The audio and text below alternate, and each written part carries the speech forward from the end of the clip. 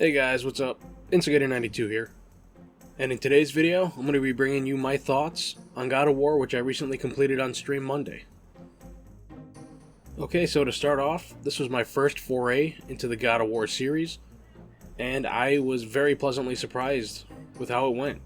I really enjoy the whole Norse mythology and Viking theme that we got going on, and one of the things that drew me to this game was the fact that Kratos was voiced by Christopher Judge, who is an actor I am very familiar with from a old TV series known as Stargate. Let me know in the comments down below if any of you guys are familiar with that, and his role as Teal'c.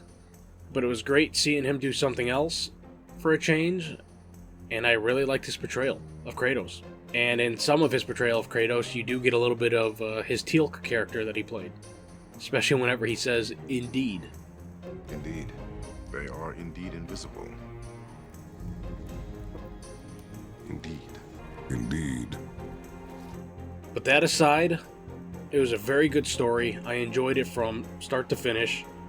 Starting out with Kratos just teaching Atreus how to hunt, them starting their journey to go spread the mother's ashes, and then all the trials and tribulations that they went through as they were getting there. From mishaps with the hunting, finding monsters that shouldn't be there in the realm, to Baldur, the World Serpent, and just all the other stuff that happened in between. Really good story. And then along with the story, there's some side objectives that were really fun. Most of them were the typical collectible, like ships. They had brooches and I believe masks, if I recall correctly, as well as having some optional side bosses called the Valkyries, which you could find in Odin's chambers that were hidden around the map. Now there were 8 Valkyries, 9 if you include the Queen after you defeat the initial 8. Unfortunately, I never finished the Queen. I was able to defeat all the other 8, but the Queen combines all the mechanics of the former Valkyries, and I was a little bit underleveled, so I was not quite able to accomplish that task of defeating all of them before I completed the story. So I just ended up foregoing defeating the Queen and just finished the story with spreading the ashes, and we end up finding out that Atreus is actually Loki, which was a bit of a shocker because I thought maybe there would be another character that would be portraying Loki. I didn't expect it to be Atreus, because like the only thing I was familiar with before going into this game is that in Ragnarok he like shapeshifts into like animals and such.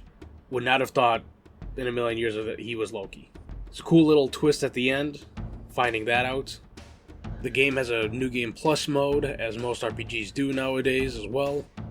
And once you finish the story, you can go back and complete tasks, find collectibles, anything that you didn't finish before you finish the game. Now, I'm not going to go back and do that because I wanted to complete it all before completing the story.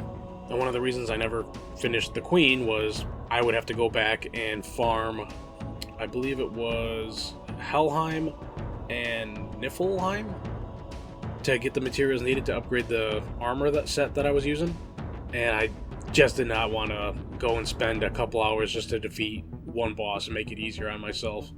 But that aside, very good game, very solid mechanics, very good challenge. Would highly recommend for anyone that is looking into it or maybe thinking about purchasing, especially while they got the spring sale on. This is probably your chance. And with that said, I appreciate it if you made it to the end of this video. And as always, let me know down in the comments below what you thought. And if you're new around here, if you haven't already, please feel free to leave a like and subscribe and click that notification bell. That way you can be notified whenever I upload a video or I go live throughout the week. I stream Monday, Thursday, and Friday nights at 7:30 p.m. Central, and also it helps out the channel. Again, I appreciate you all stopping by and taking the time to listen to my quick thoughts on God of War, and I will catch you on the next one.